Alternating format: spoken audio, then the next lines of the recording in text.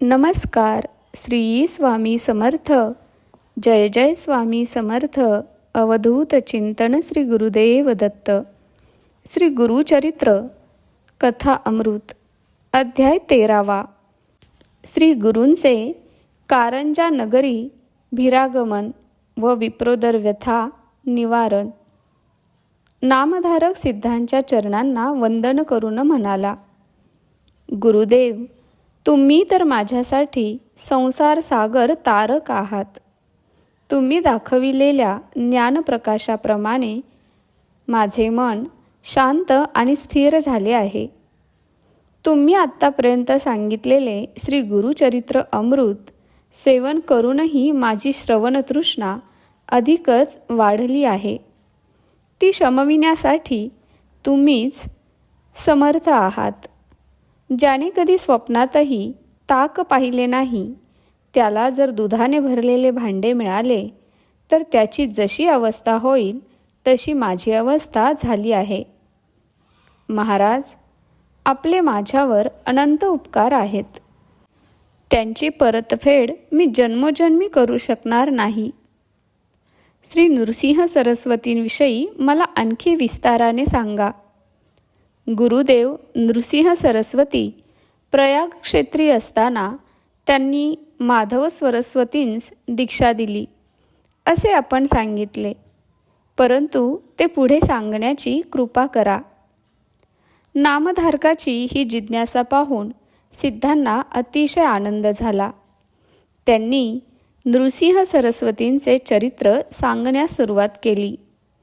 ते म्हणाले, श्री नृसिंह सरस्वतींनी प्रयाग क्षेत्री माधव सरस्वतीस दीक्षा दिली.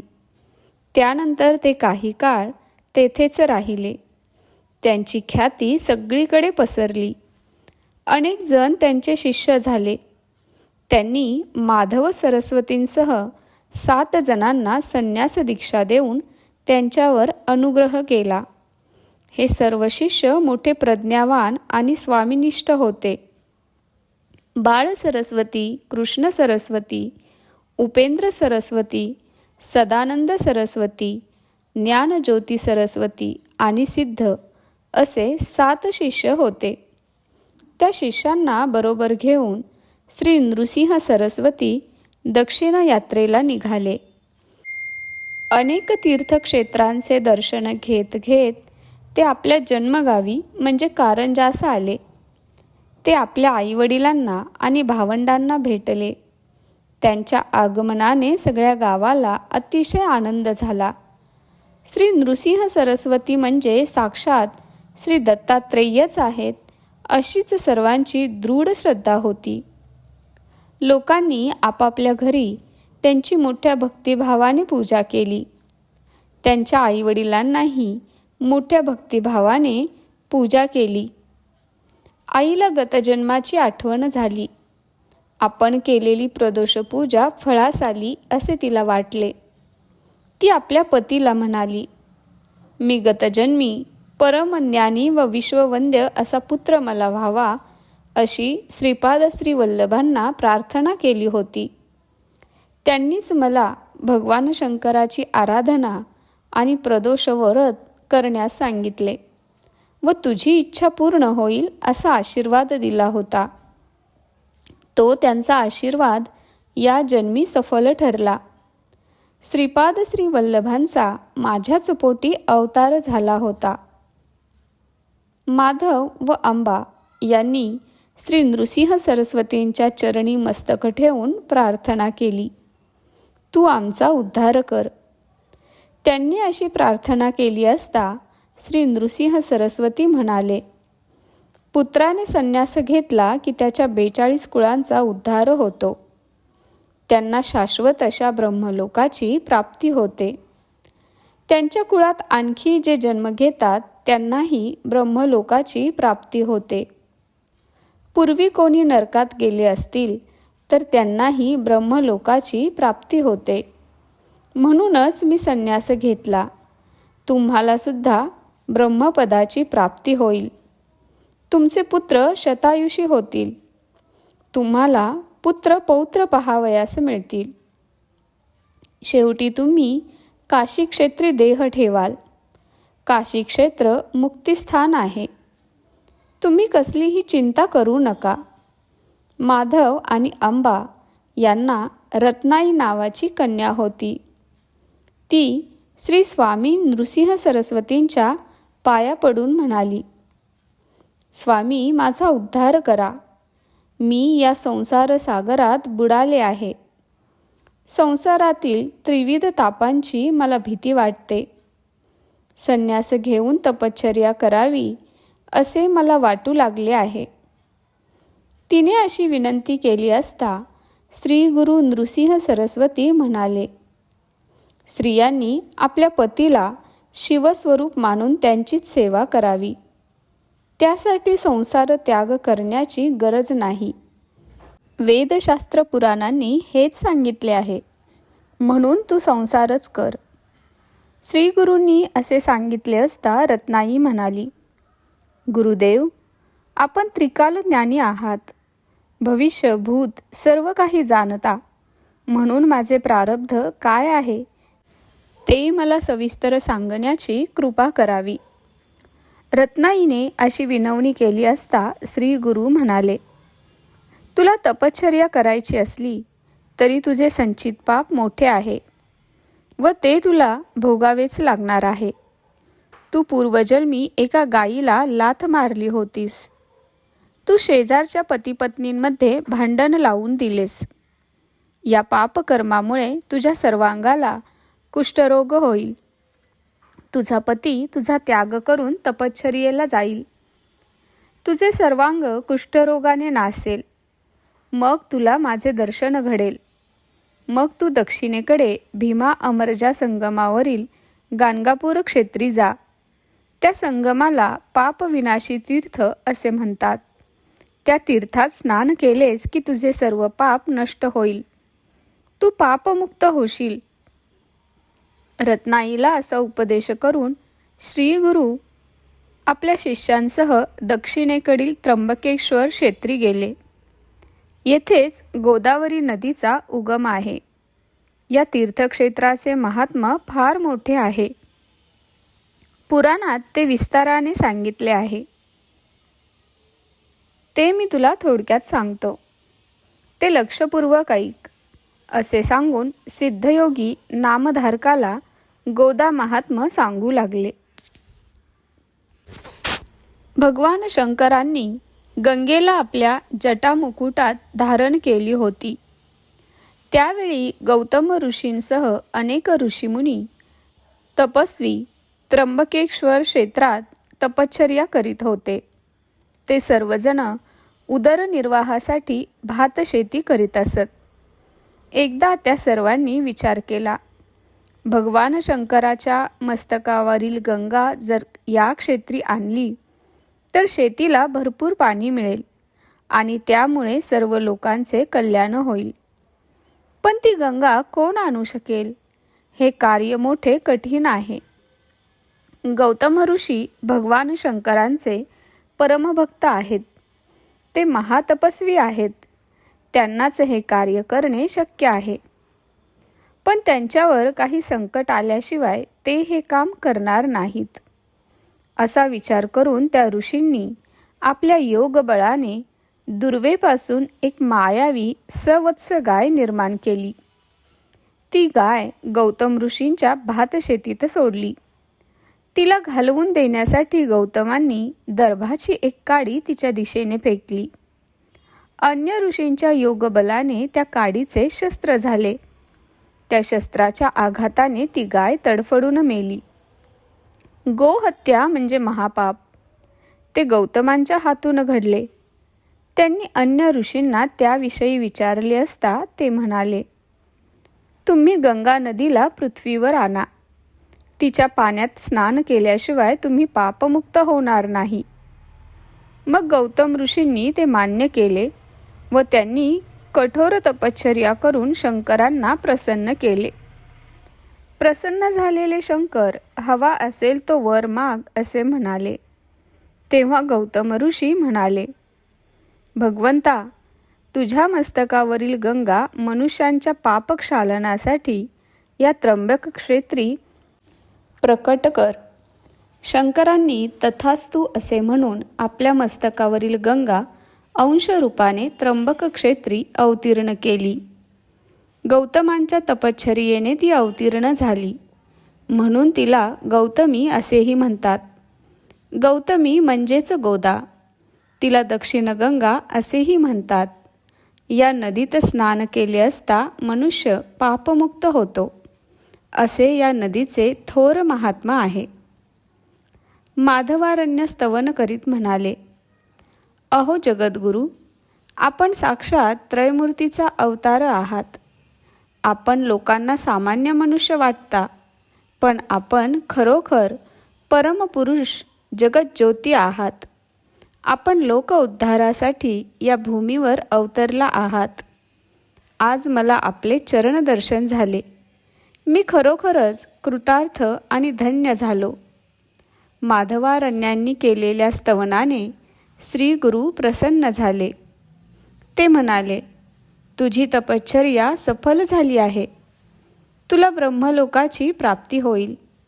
तू जी मानसपूजा सेवा करीत आहेस तशीच करीत राहा. तुला प्रत्यक्ष श्री दत्तात्रेयांचे दर्शन घडेल. याबद्दल मनात जराही शंका धरू नकोस. माधवारण्यांना असे आश्वासन देऊन श्री गुरु गंगा तीरावरील वासर ब्रह्मेश्वर या क्षेत्री आले. त्यांनी सर्व शिष्यांसह तेथे गंगास्नान केले. त्यावेळी पोटदुखीने अगदी त्रस्त झालेला एक ब्राह्मण नदीवर येऊन गडबडा लोळू लागला. पोटदुखीने तो अगदी कासावीस झाला होता. त्याला अन्न पचत नसे. अन्न त्याचा शत्रू झाला होता. त्यामुळे तो नेहमी उपाशी असे. भोजन केले की त्याच्या पोटात प्राणांतिक वेदना होत असत. आत्महत्या करावी असे त्याला वाटत असे. तो कधीतरी महिना 15 दिवसांनी भोजन करीत असे. आदल्या दिवशी महानवमीला त्याने मिष्टान्न भोजन केले होते. वेदना असह्य होत होत्या. त्यावेळी तो स्वतःशीच म्हणाला, आता या जगण्यात काही अर्थ नाही. या वेदना सोसण्यापेक्षा गंगेत जीव द्यावा. अन्न हा प्राण आणि अन्न हे जीवन असे म्हणतात, पण माझे अन्नच मला वैरी झाले आहे. आता मला जगणे नकोच. आता मी मेलेलेच बरे. असा मनात विचार करून त्याने पोटाशी दगड बांधून जीव देण्यासाठी गंगेमध्ये प्रवेश केला. भगवान शंकरांचे स्मरण करून तो म्हणाला, मी भूमीला भार झालो आहे. मी आयुष्यात कसलाही परोपकार केला नाही. कुणालाही अन्नदान केले नाही.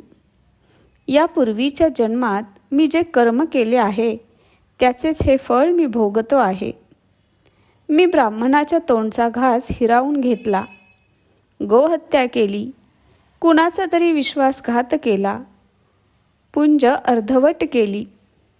गुरूंची निंदा केली. आईवडिलांची अवज्ञा केली. असे पापकर्म केल्यानेच मला हे दुःख भोगावे लागत आहे. किंवा मी ब्राह्मणांचा अपमान केला असेल. दारी आलेल्या अतिथीला मी अन्न दिले नसेल. कुणाच्या तरी शेताला आग लावली असेल. आईवडिलांचा त्याग केला असेल. या अशा पापांमुळेच मला या जन्मी हे दुःख भोगावे लागत आहे. अशी त्याने स्वतःची खूप आत्मनिंदा केली. आता आत्महत्येशिवाय तरणोपाय नाही, असा विचार करून तो नदीच्या पाण्यात शिरला. श्रीगुरूंनी त्या ब्राह्मणाला पाहिले.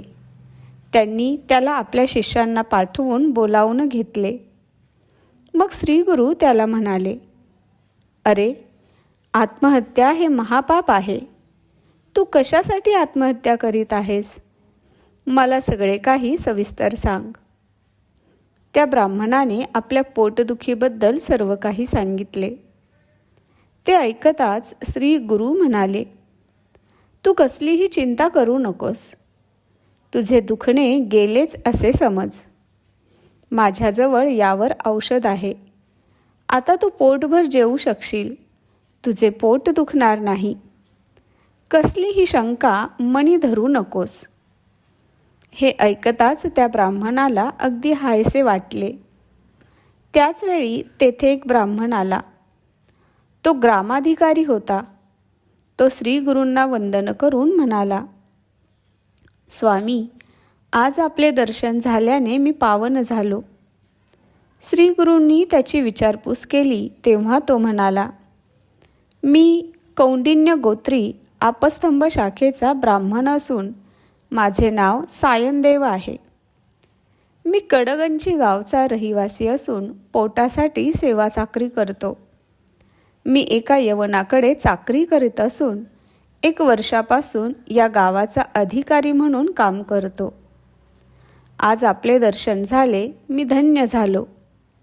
आपणच या विश्वाचे तारक आहात. आज आपल्या दर्शनाने माझे जन्मांतरींचे पाप नाहीसे झाले. ज्याच्यावर आपला अनुग्रह होतो तो हा संसार सागर तरुण जातो. गंगा मनुष्याचे पाप नाहीसे करते. चंद्र ताप नाहीसा करतो. कल्पवृक्ष दारिद्र्य नाहीसे करतो. परंतु एका सद्गुरूंच्या दर्शनाने या तिन्ही गोष्टी नाहीशा होतात. सायनदेवाचे असे स्तवन केले असता श्रीगुरू प्रसन्न झाले. ते म्हणाले, सायनदेवा, हा ब्राह्मण पोटदुखीने अगदी बेजार झाला आहे. तो आत्महत्या करण्यास निघाला होता, परंतु मी त्याला थांबविले. त्याला खूप भूक लागली आहे. त्याला तुझ्या घरी ने आणि त्याला उत्तम भोजन दे. यावर सायनदेव म्हणाला, महाराज, मी याला भोजन दिले आणि याचे प्राण गेले तर ब्रह्महत्येचे पाप मला लागेल. श्री गुरु म्हणाले, तसे काही होणार नाही. तू चिंता करू नकोस. मी सांगितले तसे कर. ते अन्न खाल्ल्यानेच हा व्याधीमुक्त होईल. यावर सायनदेव म्हणाले, स्वामी महाराज, आज तुम्ही माझ्या घरी भोजन करावे अशी माझी फार इच्छा आहे. श्री गुरूंनी ती आनंदाने मान्य केली. मग सायनदेव आपल्या घरी गेला. पोटदुखी असलेला तो ब्राह्मणही त्याच्याबरोबर गेला. सिद्धयोगी नामधारकाला म्हणाले, नामधारका, त्याच वेळी आम्हीही तेथे होतो. श्री गुरु भिक्षेसाठी म्हणून निघाले. ते कबूल केल्याप्रमाणे आपल्या शिष्यांसह सायनदेवाच्या घरी गेले. सायनदेवाला व त्याच्या पत्नीला अतिशय आनंद झाला. त्यांनी श्री गुरूंचे स्वागत करून त्यांची यथासांग षोडशोपचारे पूजा केली. त्यांच्याबरोबर आलेल्या सर्व शिष्यांनाही वंदन केले. त्यांच्या भक्तिभावाने प्रसन्न झालेल्या श्री गुरूंनी सायनदेवांना आशीर्वाद दिला. तुम्हाला उत्तम दीर्घायुषी संतती प्राप्त होईल. तुमच्या वंशाची वृद्धी होईल. तुमच्या वंशात गुरुभक्तीची परंपरा कायम राहील.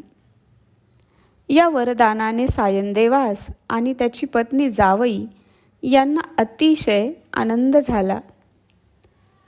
त्यांनी श्री गुरूंना आणि त्यांच्या सर्व शिष्यांना व त्या पोटदुखी असलेल्या ब्राह्मणाला सुग्रास भोजन दिले. श्री गुरूंच्या आज्ञेने तो व्याधिग्रस्त ब्राह्मणही पोटभर जेवला आणि श्री गुरूंच्या कृपा आशीर्वादाने त्याच क्षणी तो व्याधीमुक्त झाला. ते पाहून सर्वांना मोठे आश्चर्य वाटले. सिद्धयोगी नामधारकाला म्हणाले, नामधारका, सूर्योदय झाला असता अंधार शिल्लक राहील काय? त्याचप्रमाणे श्री गुरु दत्तात्रेयांची कृपा झाली असता मनुष्याचे पाप, ताप, दैन्य, दुःख राहीलच कसे? श्री गुरु कृपा झाली असता मनुष्याचे जन्मजन्मांतरीचे सर्व दोष नाहीसे होतात. ग्रंथकार सरस्वती गंगाधर श्री गुरुचरित्र विस्ताराने सांगत आहेत. ज्याला आपले कल्याण व्हावे असे वाटते त्याने ते श्रद्धापूर्वक एकाग्र चित्ताने श्रवण करावे. जे कोणी हे श्री गुरुचरित्र भक्तिभावाने श्रवण करतील त्यांना कोणतेही दुःख भोगावे लागणार नाही. तसेच त्यांना सर्व सुखांची प्राप्ती होईल हे त्रिवार सत्य आहे. अशा रीतीने श्री गुरुचरित्र अमृतातील श्री गुरूंचे कारंजा नगराभिमान व विप्रोदर व्यथा निवारण या नावाचा 13वा अध्याय समाप्त. श्री गुरु दत्तात्रेयार्पणमस्तु. श्री स्वामी समर्थ. जय जय स्वामी समर्थ. अवधूत चिंतन श्री गुरुदेव दत्त. धन्यवाद.